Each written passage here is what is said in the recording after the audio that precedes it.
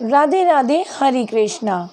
आज बात करेंगे धन्ना जाट की, जो धन्ना जाट से धन्ना सेठ बना और इनको भगत धन्ना भी बोलते थे। तो धन्ना जाट का जन्म 20 अप्रैल 1415 ईस्वी को राजस्थान के टोंक जिले में धुआं कला नाम के गांव में एक सामान्य जाट परिवार में हुआ। इनके पिता गांव के किसान थे जिनका नाम रामेश्वर जाट था तथा इनकी माता का नाम गंगाबाई गढ़वाल था। धन्ना जाट एक उच्च कोटि के कृष्ण भक्त और कवि हुए। इन्हें धन्ना भगत और धन्ना सेठ के नाम से भी जाना जाता है। इनकी भक्ति का प्रताप ऐसा था कि स्वयं भगवान कृष्ण ने इनकी गायें चराई और इनके साथ भोजन पाया तथा इनके खेतों में काम किया। इनके गांव धुआं कला में सिख समुदाय के लोगों ने धन्ना जी के नाम से एक भव्य गुरुद्वारे का निर्माण करवाया है। धन्ना जी के द्वारा गाए हुए कई पदों को गुरु ग्रंथ साहिब में भी स्थान प्राप्त है। धन्ना जी का जन्म एक सामान्य कृषक परिवार में हुआ था। इनके पिता मुख्य रूप से कृषि और गौ पालन का काम करते थे। एक दिन धन्ना जी के परिवार के कुल गुरु, जिनका नाम पंडित त्रिलोचन था, तीर्थ यात्रा करके लौटे। कुछ दिनों के लिए धन्ना जी के घर में ही ठहरे। पंडित त्रिलोचन शालिग्राम जी की पूजा किया करते थे। वे बड़े भाव से शालिग्राम शिला की सेवा करते, पुष्प अर्पित करते, उन्हें भोग लगाते और भोग लगाने के उपरांत वह भोजन को ग्रहण करते। बालक धन्ना पंडित जी के यह सब करते हुए देखता रहता। उसे भगवान की सेवा बहुत ही ज़्यादा पसंद आई। कुछ दिन बाद जब पंडित जी जाने लगे तो बालक धन्ना पंडित जी के शालिग्राम भगवान के लिए जिद करने लगे। कहने लगे, यह मुझे ही दे जाओ, इनकी सेवा पूजा अर्चना मैं ही कर लिया करूँगा। परंतु पंडित जी एक छोटे से बालक को किस प्रकार अपने शालिग्राम भगवान को दे सकते थे। तो उनको गाँव वालों ने कहा, ये तो एक बालक है, आप इसको कुछ और दे के बहला क्यों नहीं देते। तो अगले दिन जब पंडित जी स्नान करने गए, उनको नदी में एक गोल मटोल सा पत्थर मिला जो कि उनके शालिग्राम भगवान से थोड़े बड़े थे। वो उसको लेकर आ गए और उन्होंने धन्ना से कहा, धन्ना देखो, मेरे पास 2 शालिग्राम हैं, एक छोटे एक बड़े, तुम कौन से वाले लेना पसंद करोगे। तो वो बालक था। बालक ने कहा, मैं तो बड़े वाले गोल मटोल शालिग्राम जी की सेवा करना पसंद करूँगा और इन्हीं को अपना ठाकुर जी मानूंगा। तो धन्ना को पंडित जी ने बड़े वाले शालिग्राम दे दिए, जो कि एक सामान्य पत्थर ही था, परंतु वे बालक थे। उन्होंने बड़ी आस्था के साथ उनकी पूजा अर्चना, सेवा, भोग लगाना, नहलाना धुलाना सब प्रारंभ किया। अब धन्ना जी जब भी गाय चराने जाते तो शालिग्राम जी को भी साथ ले जाते। धन्ना जी की माँ उनको बाजरे की रोटी और साग, अचार, गुड़ खाने को दिया करती। अब धन्ना जी ने निश्चय किया कि वो भी पंडित जी की तरह ठाकुर जी को पहले भोग अर्पण करेंगे और उसके बाद ही भोजन ग्रहण करेंगे। तो हुआ यूँ कि बाजरे की रोटी, साग, गुड़ लेकर धन्ना जी चले गैया चराने। अब बीच में एक खेत पड़ा, वहाँ रुककर उन्होंने शालिग्राम भगवान को भोग अर्पित किया, परंतु वो भगवान थे, वो कहाँ आते, और वो बालक थे, इस चीज़ को वो कहाँ समझ पाते कि भगवान नहीं आते हैं। तो वो जिद करने लगे, कहने लगे, जब तक आप जो है आके भोजन को ग्रहण नहीं करेंगे, मैं भी भोजन ग्रहण नहीं करूँगा। ऐसे करते करते 3 दिन हो गए। 3 दिन से धन्ना जी भूखे थे और भगवान जी नहीं आए थे, तो भोजन ग्रहण नहीं करा था। अब चौथे दिन भी माँ ने रोटी दी, साग दी, गुड़ दिया और धन्ना जी लेकर चले और उन्होंने आज तो जिद कर ली कि अगर आप नहीं आओगे तो मैं भी भूखा अपने प्राण त्याग दूंगा, परंतु मैं नहीं खाऊंगा।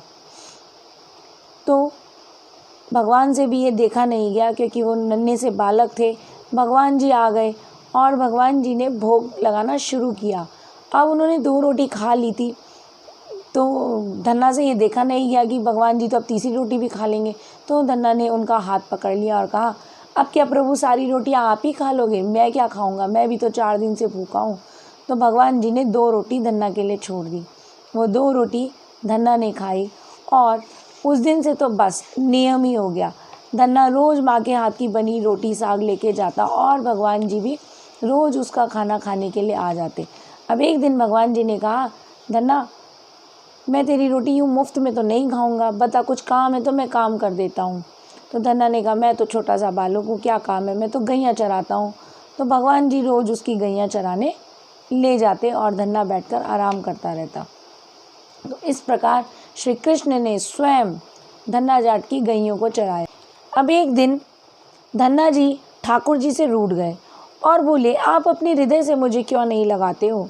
तब ठाकुर जी ने कहा, मैं तुम्हें मिल तो गया हूँ, लेकिन मैं तुम्हें प्रत्यक्ष रूप से तभी मिल पाऊँगा जब कोई सद्गुरु तुमको अपना लेगा। अभी तुमने किसी गुरु की शरणागति नहीं करी है, इसलिए मैं तुम्हें अपने हृदय से नहीं लगा सकता। तब धन्ना जी बोले, मैं तो जानता नहीं कि गुरु किसे कहते हैं, फिर मैं किसे अपना गुरु बनाऊं। ठाकुर जी बोले, काशी में जगत गुरु श्री रामानंदाचार्य मेरे ही स्वरूप में विराजमान हैं, तुम जाकर उनकी शरण ग्रहण करो। ठाकुर जी ने कहे अनुसार धन्ना जी ने काशी जाकर श्री रामानंदाचार्य जी की शरणागति ग्रहण करी। उस समय धन्ना जी की आयु 15-16 वर्ष की ही थी। श्री रामानंदाचार्य जी ने धन्ना जी को अपने शिष्य के रूप में स्वीकार कर लिया और उन्हें आदेश दिया कि अब तुम अपने घर चले जाओ। धन्ना जी बोले, गुरुजी मैं घर नहीं जाना चाहता, तो आप मुझे तब भी घर जाने का आदेश क्यों दे रहे हैं। गुरुजी बोले, अगर तुम यहाँ रहकर भजन करोगे तो केवल तुम्हारा ही कल्याण होगा, लेकिन अगर तुम अपने घर जाकर खेती किसानी करते हुए अपने माता पिता की सेवा करते हुए भजन करोगे तो कई जीवों का उद्धार तुम्हारे द्वारा हो पाएगा। अब गुरुजी का आदेश पाकर धन्ना जाट गांव वापस आ गए और पिताजी के कहे अनुसार वो खेती बाड़ी करने लगे।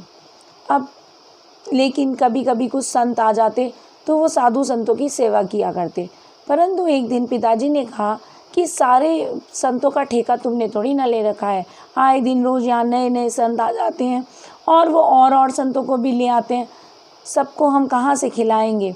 अब तुम भी कुछ कार्य करो और ये संत सेवा बंद करो। तो धन्ना जी ने अपने पिताजी का भी कहा माना और उन्होंने संतों से थोड़ा दूर रहना शुरू करा। अब एक दिन धन्ना जाट बीज से भरी रेड़ी लेकर खेत की तरफ जा रहे थे। पिताजी ने कहा था कि ये सारे बीज खेत में बो देना, खेती अच्छी होगी, तुम कुछ अधिक धन कमा लोगे तो फिर संत सेवा भी कर लेना। इसीलिए धन्ना जाट जो है बीज बोने खेत में जा रहा था। रास्ते में संतों की टोली मिल गई और उन संतों ने कहा, धन्ना जाट कौन है, हम तो उनके दर्शन के लिए आए हैं। धन्ना जाट पहले तो हिचकिचाया क्योंकि पिताजी से डांट खा चुके थे, परंतु उन्होंने कहा, मैं ही धन्ना जाट हूँ और घर में तो कोई है नहीं, आप चलिए खेती पे चलिए, वहीं पे जो है आपसे वार्ता चर्चा करेंगे प्रभु की। अब जाते जाते धन्ना को मन में विचार आया कि घर में तो इनकी मैं सेवा कर नहीं पाऊँगा, ये जो पिताजी ने बीज दिए हैं इन्हीं को बेच के इनकी सेवा कर देता हूँ। तो धन्ना जाट वो सारे बीज बेचकर साहूकार से रुपया लेकर उससे अनाज वगैरह खरीदते हैं, खाने पीने का सामान वस्तुएं खरीदते हैं और खाना बनाकर संतों की सेवा करते हैं, संतों को विदा करते हैं।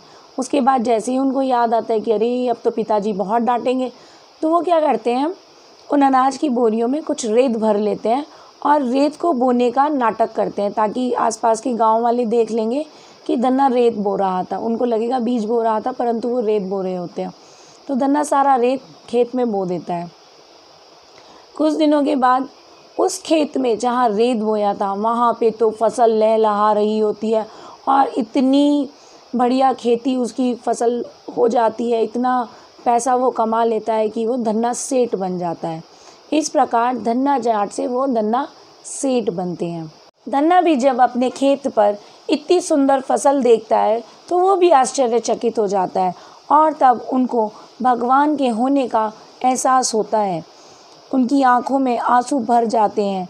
धन्ना जी ज़ोर ज़ोर से रोने लगते हैं और तब सारे गांव वाले और उनके पिताजी भी वहाँ इकट्ठे हो जाते हैं और पूछते हैं कि आप क्यों रो रहे हो, इतनी सुंदर फसल हुई है, इतना पैसा कमाने को मिलेगा। तब धन्ना जी कहते हैं कि पिताजी, जो आपने बीज की बोरियां दी थी उनको तो मैंने बेचकर संत सेवा कर दी थी, और उसके उपरांत मैंने रेत भरकर लोगों को दिखाने के लिए रेत बोया था। तो किस प्रकार ये फसल हुई, ये सब भगवान की कृपा है, ये सब श्री कृष्ण की कृपा है, जिसके कारण आज मेरी फसल इतनी सुंदर हुई है और मैं धन्ना जाट से धन्ना सेठ बन गया। धन्ना जी की बातें सुनकर पिताजी की आंखें भर आई और उन्होंने कहा, आज से तुम खूब संत सेवा करना, मैं तुम्हें कभी नहीं रोकूंगा, और साधु संतों को बुलाओ, खूब संत सेवा करो, हम तुम्हें अब कभी मना नहीं करेंगे। आज से मैं भी भगवान की भक्ति किया करूँगा और तुम्हारे साथ संतों की सेवा भी किया करूँगा। इसके बाद धन्ना जी और उनके परिवार वाले खूब संत सेवा में लग गए। अब धन्ना जी के परिवार अपनी क्षमता के अनुसार खूब संत सेवा करते। उनके घर में संतों साधुओं की लाइनें लगी रहती, जमातें आती रहती। धन्ना जी बड़े प्रेम से उन सभी का सत्कार करते। अब धन्ना जी जब भी खेतों में फसलें बोते, हर बार ऐसी फसल होने लगी। अब धन्ना जी अपने गांव में बड़े किसान बन गए। गांव के सभी लोग धन्ना जी के चमत्कारी संत मानने लगे और उनके खेतों में मिट्टी को भी चमत्कारी मानने लगे। अब जिन लोगों के खेतों में पर्याप्त फसल नहीं होती, लोग धन्ना जी के खेतों की मिट्टी ले जाकर अपने खेतों में डालने लगे और उनकी भी फसलें ऐसा करने से अच्छी हो जाती। चारों तरफ धन्ना जी की जय जयकार होने लगी। एक बार भगवान ने धन्ना जी की परीक्षा लेनी चाहिए। धन्ना जी के गांव में अकाल पड़ गया।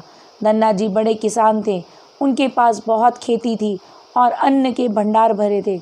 अकाल के कारण उनके गांव में और आसपास के क्षेत्रों में ब्राह्मण, संत, गरीब, ज़रूरतमंद लोग धन्ना जी के पास मदद की उम्मीद से आने लगे। धन्ना जी भी उन्हें दोनों हाथों से अपने भंडार लुटाने लगे। कभी कोई ज़रूरतमंद उनके घर से खाली हाथ नहीं लौटता था। धीरे धीरे धन्ना जी के अन्न का भंडार समाप्त होने लगा, परंतु धन्ना जी ने निश्चय किया कि जब तक सामर्थ्य है वे किसी भी ज़रूरतमंद को खाली हाथ नहीं लौटाएंगे। धन्ना जी की संत सेवा से प्रसन्न होकर एक दिन उनके पास संत के वेश में स्वयं ठाकुर जी आ गए।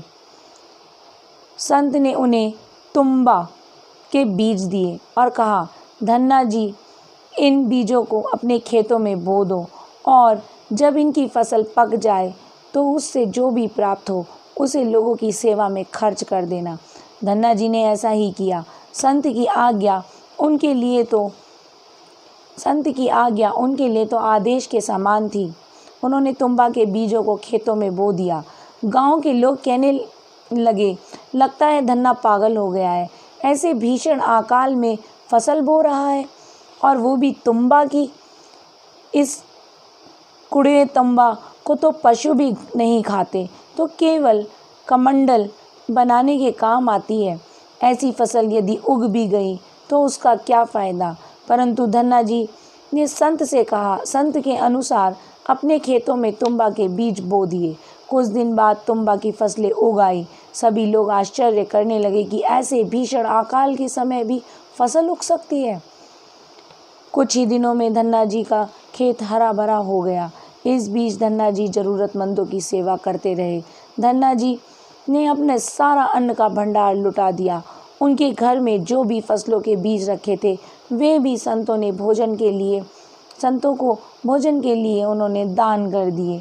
अब उनके पास अपने परिवार के गुजारे लायक भी अन्न नहीं बचा। गांव के लोग कहने लगे, बड़ा मूर्ख है जो सारा का सारा अन्न का भंडार लुटा दिया। फसलें भी बोई तो तुम्बा की, जिसे कोई खा नहीं सकता। धन्ना जी को लोगों की बातों से कोई फ़र्क नहीं पड़ रहा था। भगवान का नाम लेते रहते और लोगों की मदद करते रहते। एक दिन ऐसा आया जब धन्ना जी के खेतों में लगी फसलें पक गईं। उनके खेत में बड़े बड़े तुम्बा के फल दिखाई दे रहे थे। धन्ना जी ने सोचा, अब दान करने को तो कुछ नहीं है, अब इन तुम्बा के कमंडल बनाकर संतों को दिया करेंगे। धन्ना जी खेतों में लगे सभी तुम्बा के फलों को तोड़कर घर ले आए। घर आकर जैसे ही उन्होंने एक तुम्बा को कमंडल बनाने के लिए काटा, उन्होंने देखा तुम्बा में हीरे, मोती, जवाहरात और कीमती रत्नों से भरा हुआ था। तुम्बा को कीमती रत्नों से भरा हुआ देखकर वे आश्चर्यचकित रह गए। उनके पास तो तुंबा की पूरी फसल थी। उन्होंने देखा सभी तंबों में ऐसे ही कीमती रत्न भरे हुए हैं। अब उनके पास इतने कीमती रत्न और जवाहरात हो गए थे जितने किसी राजा के पास भी नहीं थे। इस चमत्कार को देखने के बाद धन्ना जी को उन संत की याद आई जिन्होंने उन्हें वो तंबा के बीज दिए थे। उन संत ने कहा था, इस फसल से जो भी प्राप्त होगा वो सब तुम लोगों में बांट देना। अब धन्ना जी उस धन को लोगों की सेवा में लगाने लगे। वे फिर से दोनों हाथों से लोगों की मदद करने लगे। उस समय वह अकाल कई वर्षों तक चला। उस समय धन्ना जी ने अपने घर में और आसपास के कई गांवों में लंगर शुरू करवाए। आसपास के सैकड़ों गांवों में लाखों लोग वर्षों तक धन्ना जी के लंगरों में तीनों समय भोजन किया करते थे।